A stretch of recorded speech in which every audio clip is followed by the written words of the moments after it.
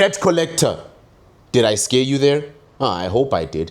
Well, even if I did, I probably didn't scare you as much as it would have scared the DA leader, John Steinhazen, if he was watching this. He probably is right now, because everybody is talking about the situation. And you know, THEE Summer Sambit is just not going to talk about this situation, especially if it's as concerning as this. Correct me if I'm wrong. Don't ministers of ours earn millions a year? Whether that's fair or not, I'll leave that directly to you.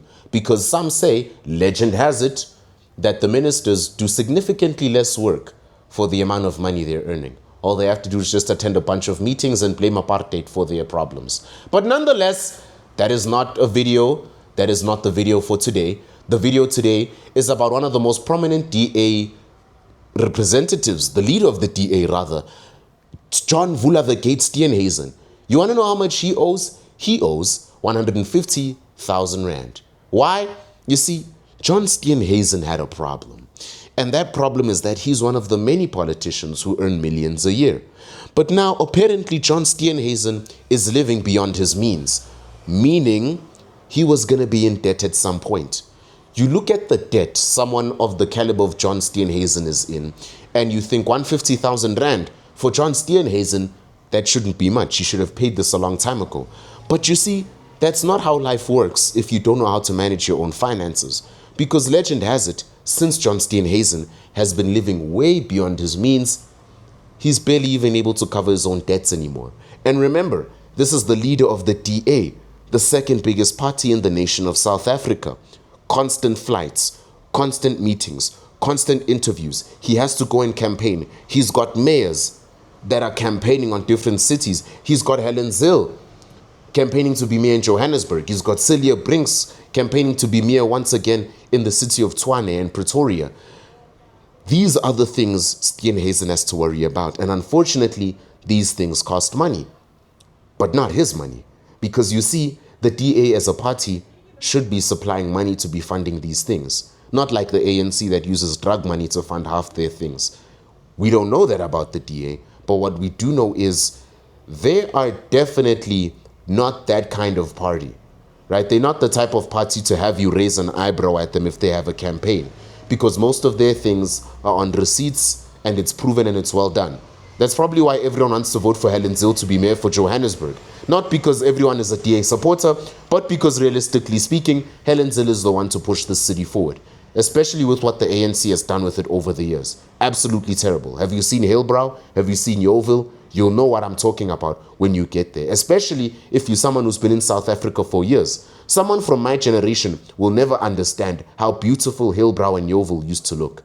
My grandfather can understand how beautiful those places used to look. People used to dream of going to those places. But after what the ANC has done, it has one of the worst reputations in the country. It's some of the most dangerous areas in the land. And you have people like Helen Zille campaigning to be mayor for cities like that. Campaigns cost money. The DA should be covering that. So that's not an excuse for John Steinhazen losing his money.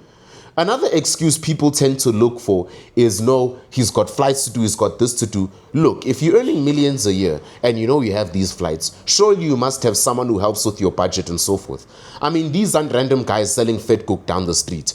These are individuals who have schedules. These are individuals who know what to do. They know when they're going to talk to someone, and sometimes they even have the script written for them. They have to go and film commercials. They've got podcasts to attend.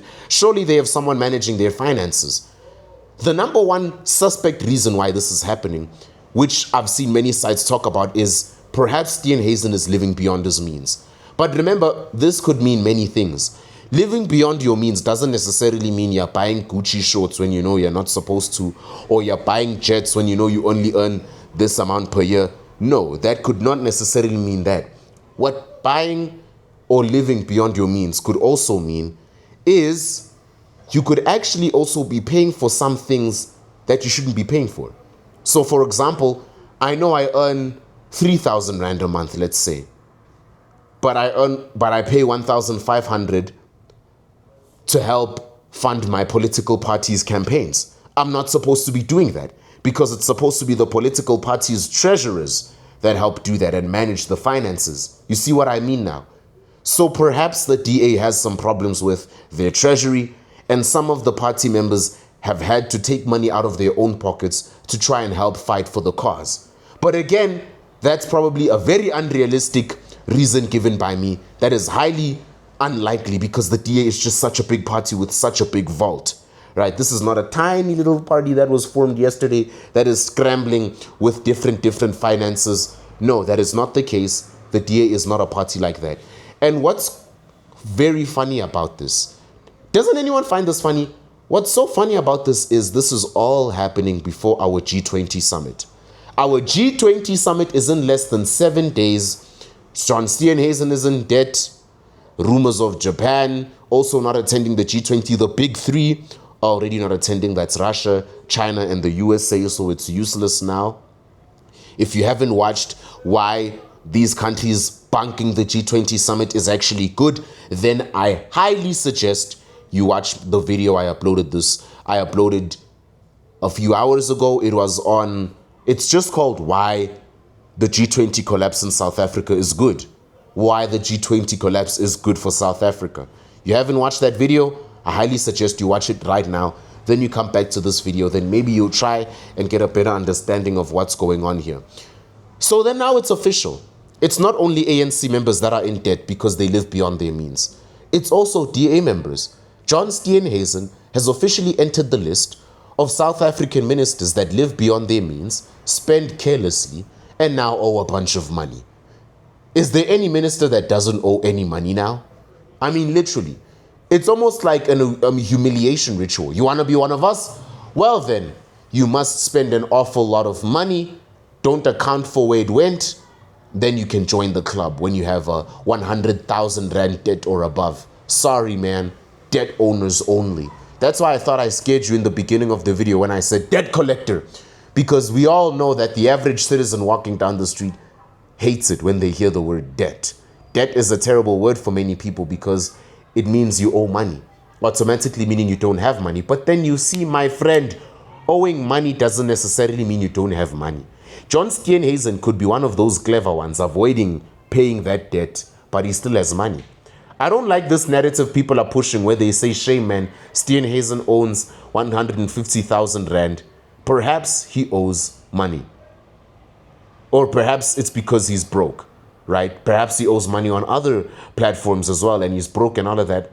I call BS. I don't think that's the case. In fact, I think Steinhazen probably now has more money than ever because he's never been more relevant. He's the leader of the Democratic Alliance in 2025 when the elections are near and the G20 is about to be hosted. I think this is the worst possible time for him to be broke. And remember, these are political parties that just print money whenever they want to. So why is someone like him in debt? Something is very off here. I don't think it's just what they tell us. Steinhazen, 150,000 rand in debt. What is 150,000 rand for a politician? Perhaps this is him trying to evade a debt he just doesn't want to pay. Or maybe the summer Sambit is actually wrong. Maybe John Steinhazen is actually broke and he actually owes money. Now that would be insane. And what a big blow to the gut of the DA would that be if their leader was actually broke. You see why I don't believe this? Your own leader is broke and he can't even settle a 150,000 rand debt and he's the leader of the second biggest party in South Africa. I don't believe you. I don't believe you. Absolute BS. There's something seriously off here. Seriously off. It's either he's evading this or there's something we don't know about. Something very, very off is going on here. Big blow to the DA. This is the last thing the DA needs. The last thing the DA needs right now is bad publicity.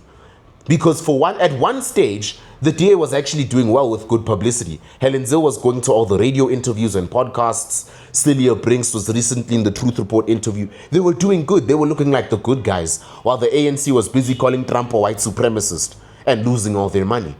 Then the ANC was broke. But then for some strange reason, they had enough money to bring Palestinian undocumented people into South Africa and call them refugees. Are they from Palestine? That's a story for another day. But that's the thing. Tell me what you think. I'll see you next time.